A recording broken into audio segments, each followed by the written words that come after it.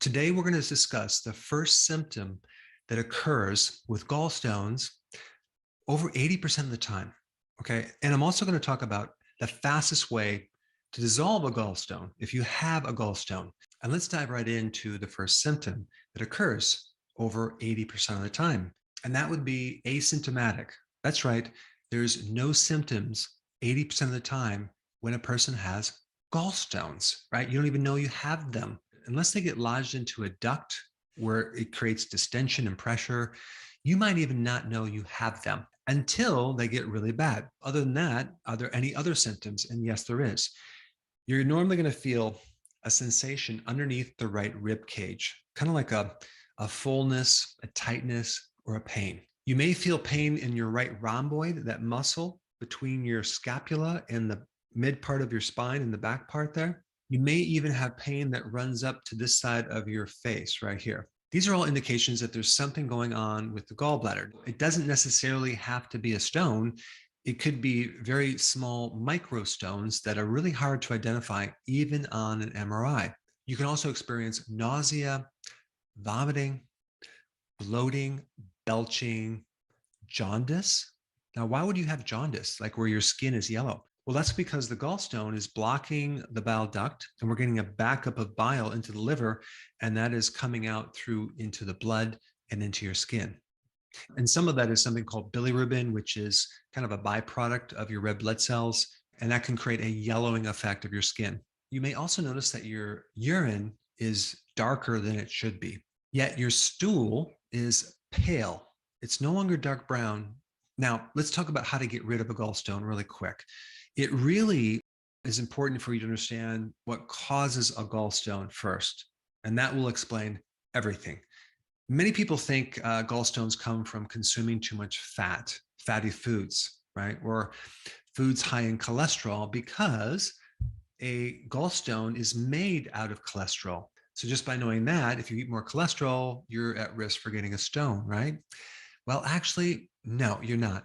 The reason why stones develop is for two reasons. One is you have this high amount of cholesterol coming through the body, and this is the most important thing, you have a lack of bile salts. And this number two thing is usually ignored. They think it's just the cholesterol. But what keeps the cholesterol thinned is the bile salts. Bile is the primary mode of elimination of cholesterol. Okay, it goes to the bile ducts. The more bile you have, the more elimination of cholesterol that you have. So in reality, you develop gallstones because you don't have enough bile. Okay, and all of those symptoms that I mentioned are really symptoms of a bile deficiency. You have this gallbladder, right? It's not an extra organ that you're developing. You really need the gallbladder intestine to help you break down the fats. If you just put bile into the small intestine without it being concentrated, you're not nearly going to have the effect that you should to help extract the fat-soluble nutrients like vitamin A, D, E, K1, K2, omega-3 fatty acids, things like that. And so this bile helps break down this fat to a certain degree, but then the pancreas releases its enzyme called lipase to help break it down even smaller. And so when you don't have a gallbladder, because they removed it, now you just have a tube from your liver to the small intestine. Okay. You don't get any more concentration of the bile. And then you may have a hard time digesting fats and absorbing these fat soluble nutrients. Now, on a rare occasion, when they do the surgery, they might have made this duct maybe a little bit too big. And now we get too much bile coming into the small intestine. And the biggest symptom for that would be diarrhea. And also not enough bile is constipation. And there's another term I want to tell you about. It's called cholestasis. And I think that's a really common problem where you don't have a stone. It's kind of like sludge. So you have bile sludge. It's a lot of cholesterol, but you don't have enough bile, and it kind of just sits there and it causes a lot of pain. And you do the ultrasound, you don't see any stone. There's also a syndrome that occurs after you have your gallbladder removed that you now have complications too. And I want to bring that up because sometimes people will downplay that, but it can occur up to 40% of the time. And can you take a wild guess what the biggest symptom is after surgery? Cholestasis, this bile sludge. And that can give you the same symptoms as you had before you had the surgery with a gallstone, because they removed the stone, but they didn't remove the cause of the stone, which is the lack of bile problem.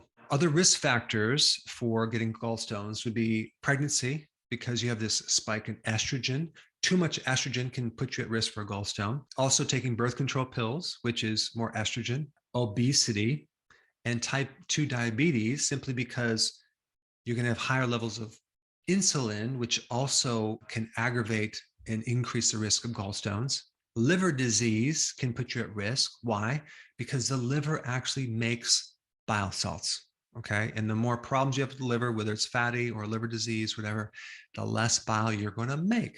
Constipation, I already talked about that. That can put you at risk. Actually, just the bile deficiency can cause the symptom of constipation.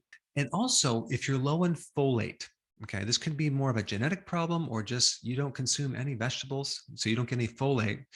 Folate helps the conversion of cholesterol to bile salts. So people that are on a statin drug don't have the cholesterol to make bile, and a lot of times they have a bile deficiency, and then they have all of these symptoms. Also, if you're on PPIs, these are antacids, that can create a big problem or an increased risk of gallstones, simply because you need that acid in your stomach to trigger the liver to release bile salts.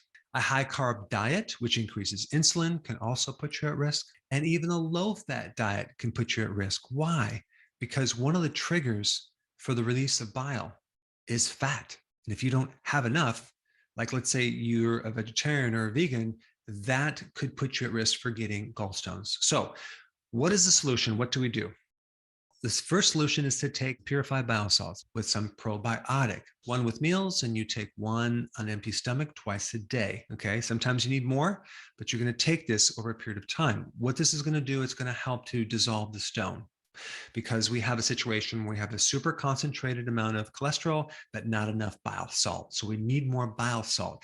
Realize that your gut makes bile too. So we really need to also support the microbiome with some probiotic. And I think a really good way to do that would be to consume like sauerkraut or kimchi or even kefir. Eating more salad would be beneficial. The fiber in the salad helps to bind with some of the cholesterol. So that's one cool thing. Also, you're going to get folate, which will help you make this conversion to make more bile. I would also manually massage underneath your right rib cage and the left rib cage to help maybe push some of this sludge through. And many times that will give you a tremendous amount of relief. And the last thing to do is to decrease your insulin, okay? Because insulin can increase your risk. And you do that two ways: intermittent fasting, and number two, going on a low carb diet. And if you're not familiar with that, I put a link down below. But I think the most important thing for you to watch now, because you're watching this video and you're concerned about gallstones, is to learn how to do this manual flushing, okay? This massage in your gallbladder. And I put that video up right here. Check it out.